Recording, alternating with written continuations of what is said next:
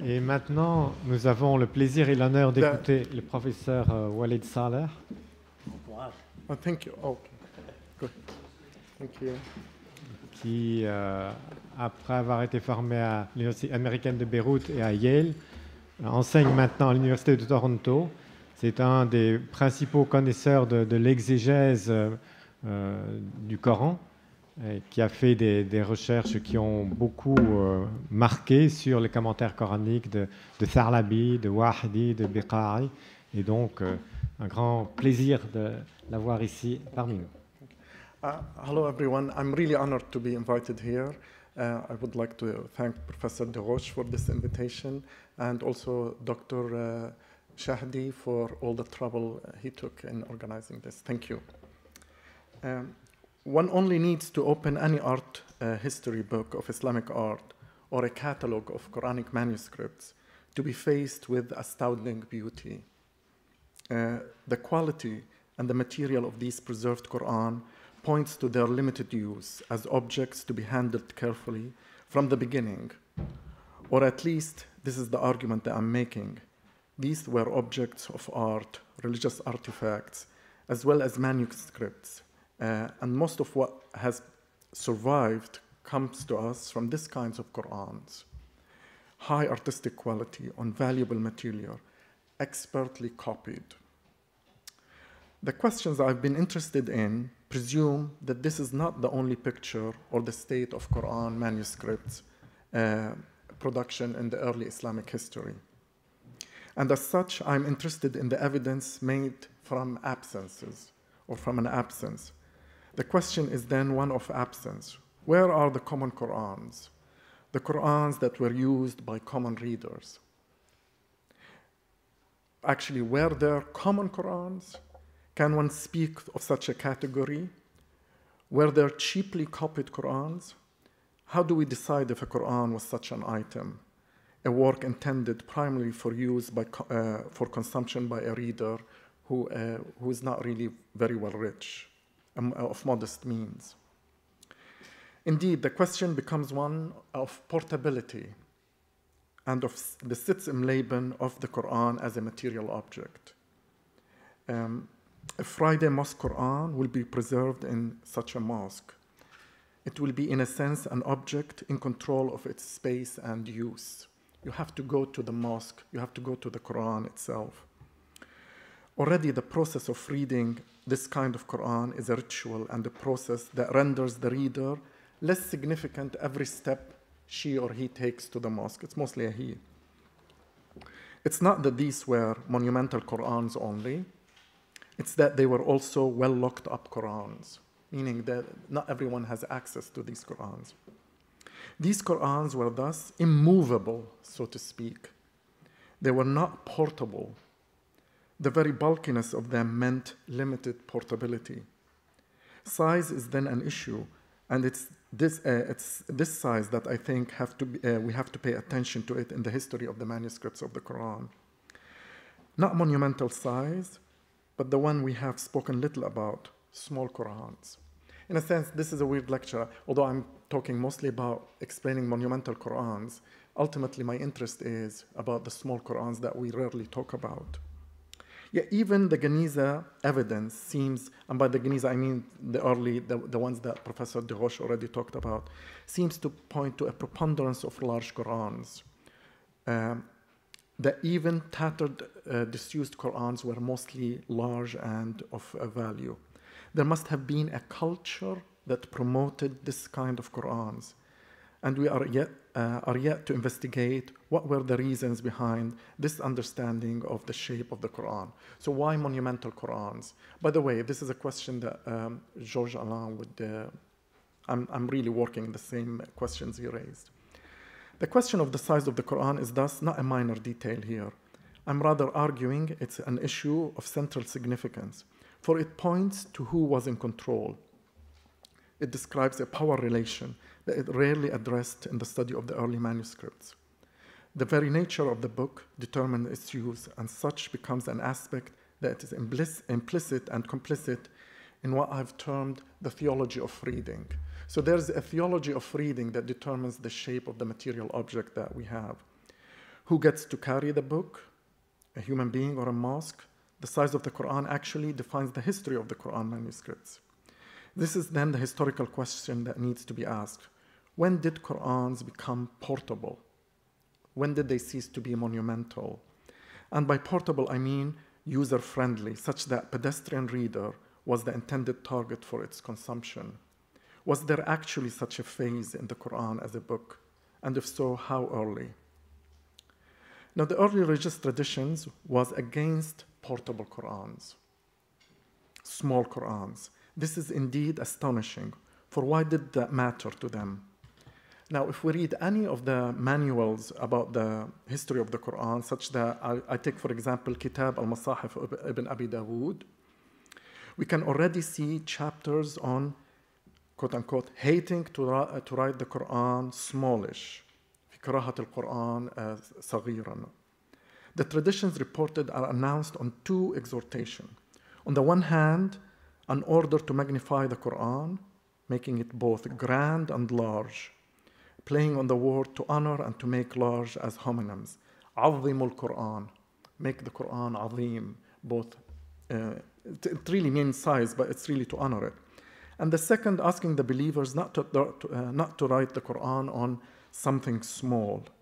Early Muslims hated, karihu, to write the Quran on smallish. ما يسمى تصغير القرآن. The major protagonist in these reports is Ali, Imam Ali. So basically, most of these reports go back to the fourth caliph. He's the one who's reported as saying that the Quran should not be written on small things or made small.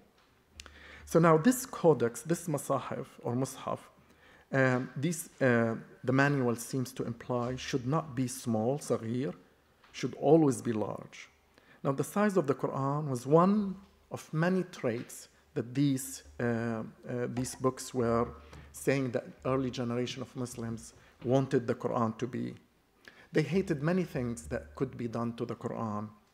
As such, we have a list of idealized a list of items that produced an idealized codex, already worked out, a code of standards that, as usual, were more broken than kept, but nevertheless still standards.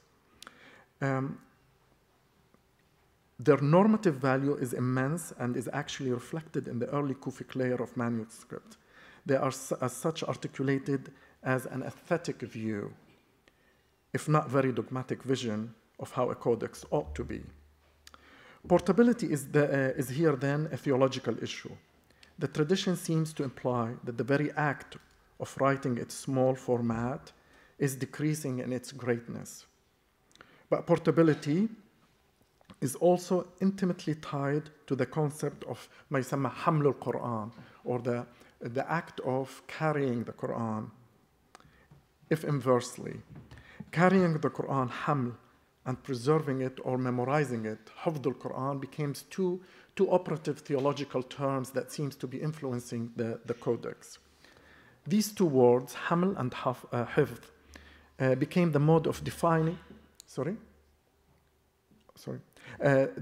a complex idealized relationship to the Quran, a complex ritualized pose the believer takes to the Quran, where the Quran location is internalized, in a sense, you carry it in your heart, في القلوب, أو يحفظ في القلوب.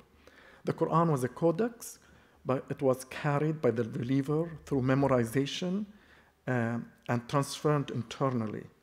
The Quran thus became enmeshed in a complex material and ideological conceptualization that sometimes has nothing to do with the reality on the ground.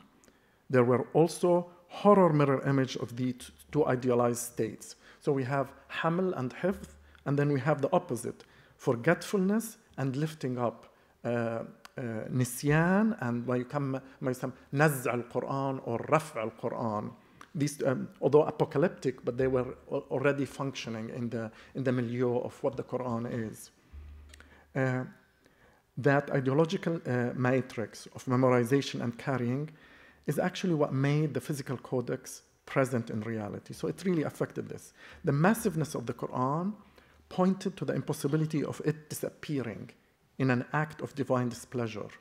So in a sense, you have to see bulkiness as against another way of preventing apocalypse, of preventing the Quran of being rufi'a. Now, portability was also subversive on an ideological plane furthermore. Portability was an imitation of memorization. And here really is the main theme I'm trying to emphasize. For if you fail to carry the Quran in your heart, you failed in the task. In a sense, you cannot carry it in its bulkness, right? So a portable Quran became a carried Quran. So here you could see the trajectory. Ultimately, the Kufic moment with its monumentality will prove a failure insofar as ultimately not everyone can memorize the Quran, and a portable Quran becomes an ersatz for the act of memorizing the Quran. So in a sense, we have to see two tensions, and this will point to the end game of the Hijazi period. So the small Qur'ans was thus a theological issue for early Muslims, for it both hinted at God's displeasure, but also at a solution for a problem for everyday Muslim. I mean, if you cannot memorize the Quran, the best thing you can do is having a pocket Quran. It was both a tempting solution and a subversive solution at the same time. So small Qur'ans are thus a transgressive product, and they exhibit a characteristic that was included in a long list of traits that early Muslims wanted their Quran not to exhibit. And this is really an important point. The early Muslims, let me sum up, wanted their Quran without headings, without gold, without diacritics, without verse numbers, without vowel markers. They wanted them stripped, naked, bare, and they also did not want the codex to be used in communal prayers. So in a sense, even the attempt to use it in functionality, the imam of prayer should not open the Quran and read from it. So there was a hatred to do that. What was it for then? If it's not all of this, what is it its function then? What was the big Quran for? Early Muslims have a term for this idealized state of how the codex should appear, actually. They called it Tajreed al-Maṣāḥif.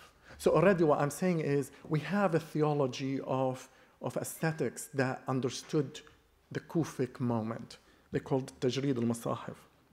The codex of the Quran was, as it were, intended to be non-functional, unusable, abstracted. Why would this be the idealized state of a codex? Like, why do you want to produce something? And let me point to this. Up till now, we don't have an explanation why the Hijazi style is easier to read than the Kufic style. You would say that, right? I would say that it's easier to read the Ma'il script than the highly idealized Hijazi style.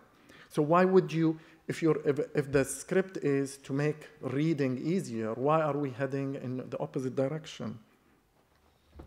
So the stripped codex.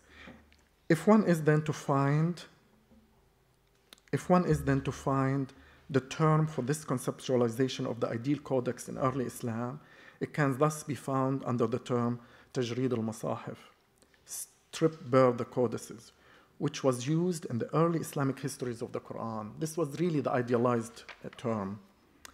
Another phrase used in the studies on the early histories of the Quran is, do not dress it with that which is not part of it. The term is talbisu.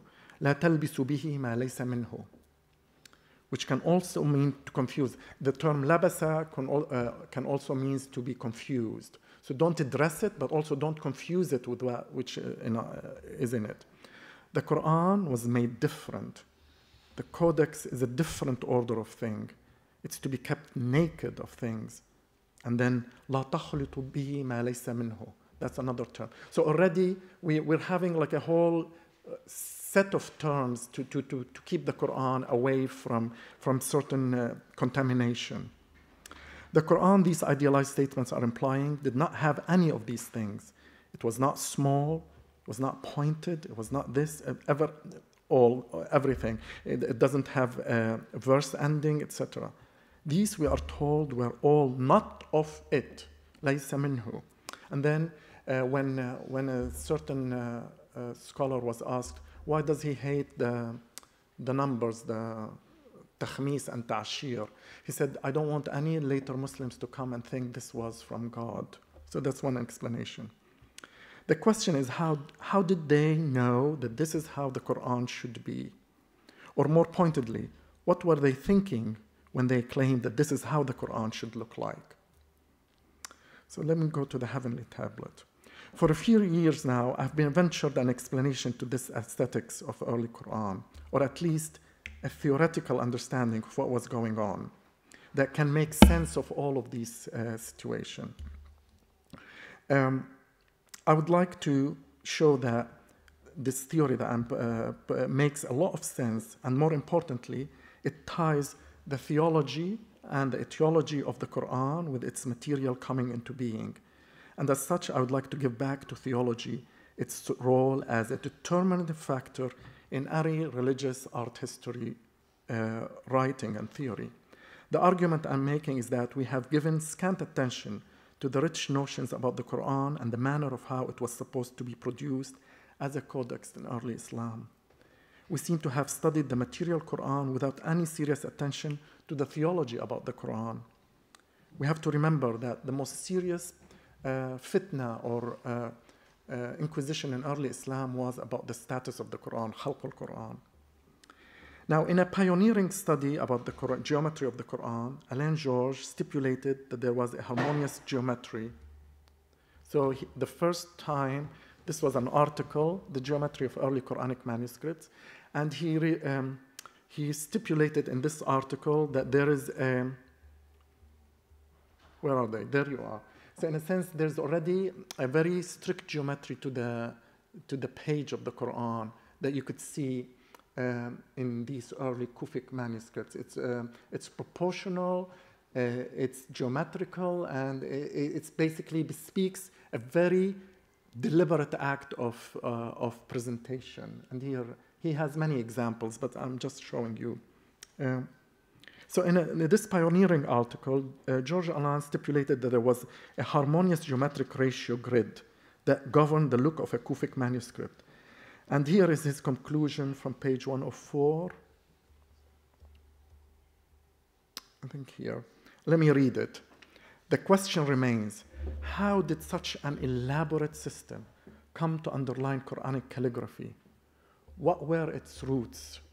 Under what circumstances did it emerge?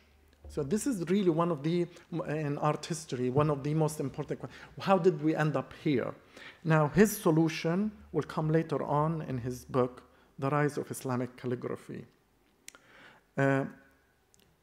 George's solution to the answer of this revolutionary script is to compare it to the Dome of the Rock and compare it to monumental inscriptions, and eventually to tie it to the Greek classical aesthetic theory of proportions, as first formulated by Plato and Timaeus in the dialogue. He concludes that the ratio we find in the Quran codices were mimicking the monumental architectural building and proportions, and as such was unique and unprecedented.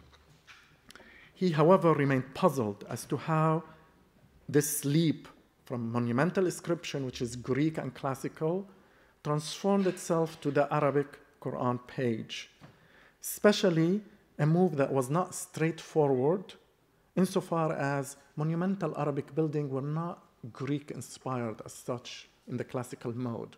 There could be Byzantine-inspired, but they were not fully in that Greek mode. So the solution proposed by George is based on the notion that it inspired by Greek classical notions of harmony, as I said that. Now, the explanation remains in a sense tenuous, and even George Alain himself admit to it, that in a sense, all the Arabic sources that point to such a harmony is already late, from the late period, from the translation movement. So in a sense, anything Greek is already pretty much late to explain to us the Kufic. And then more importantly, the two scribal traditions that could have influenced the Kufic Quran, the Greek and the Syriac, have no signs of this monumentality. So in a sense, we have a double bind. Neither the Arabic architectural buildings is showing that, nor the Greek and the Syriac writing shows this. So I'm here proposing to resolve the issue, since Alain Georges himself was really very hesitant about this, the vector of influence. What I'm proposing is that this form that the material codice took was rooted in an Islamic, if not Quranic, notion of what scripture should look like. Islamic art was and does have roots also in a new theology that ultimately shaped the form of the Quran. Now, the locus classicus for this theory comes from Quran 85, 21, 22. The Arabic is بل هو قرآن مجيد في لوح محفوظ. It's a glorious Quran preserved in a tablet. But also more importantly, the Quran does reference to the tablets of Moses. We have in 7:145, God's explicitly saying that he gave Moses the tablets. But then also in 7:150 and 154, the tablets, when they fall, they don't break. So they, in a sense, there's still a reference to the tablets as physical objects, as inscribed material. So already from the very early on, Muslims have a theory of what the Quran was. It was inscribed in the tablets of heaven, al-Lawh al-Mahfuz. There was already a full-fledged theory of, there was a celestial pen that has written this Quran. And the Quran on earth was a replica of this Lawh al-Mahfuz. And here is the monumentality. So basically, what Muslims were trying to reproduce in the Kufic is really the look of an inscription. So in a sense, this is you're reproducing really a lapidary or like a monumental inscription on the page. And that's what they were trying to do. Monumentality was thus a shadow haunting the early artistic creation of the Quran. There was a need to really reproduce on earth this theological Quran. Now, why would that be? I think, in a sense, if God knows everything and he is completely perfect, the question is, why does he need writing? So in a sense, the celestial tablet would have the bare minimum of a writing system, such that it doesn't really there to be read in as much as to evoke. So in a sense, what is on the tablet is really evoking the Quran that is in the mind of God, that is eternal, right?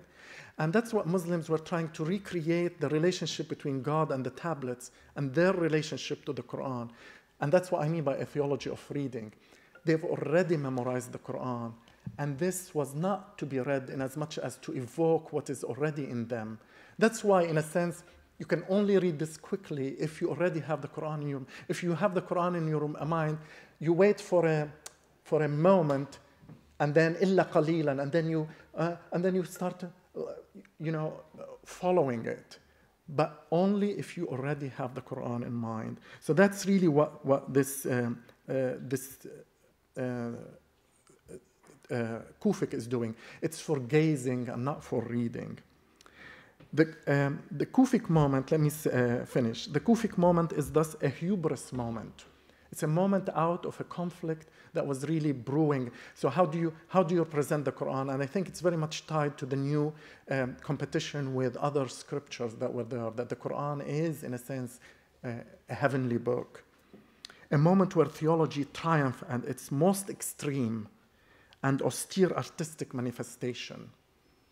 In a sense, this is not what writing system should be, right? And we know that eventually we'll start having dots. All what the Muslims hated about the Mus'haf will creep in eventually, right? It was almost a moment impossible to sustain, and soon became as mysterious as it was incomprehensible. Why was the script of the Quran striving to be unreadable, and only readable if you already know the Quran? This is the heart of the matter, and to this day I've never found a satisfactory explanation. Why was the script used to evoke and not to facilitate reading? The notion that this could be explained by the practice in chancellery and professional fiscal and administrative scribe is untenable. Sorry there, Etienne. That they left dotting because they all could read, which is not true. They did use diacritic. So if you look at the papyri, when there is a foreign name, it is dotted. When there is a mistake, like something that you need to clarify, you will have diacritics. Actually, the first bilingual dated papyri has diacritics, the one from Vienna, right, the 22. This aesthetic sensibility of the Kufic Quran went against other fundamental drives that were in early Islam. So this is one theology of reading, but there was another theology of reading, which is the accessible Quran, the Quran that could be read by all, and that will start undermining the Kufic, eventually totally replacing it. The Quran has to be accessible, and this was a major drive in the early theology about the Quran. And soon pointing, voweling, verse counting, section division, everything was unstoppable. The Quran was to be made accessible. And the marching of this drive can be seen already. The Hijazi script is ironically, I mentioned that. The Kufic moment was a radical moment, thus, in which a radical notion of what scripture is was artistically manufactured. Thank you.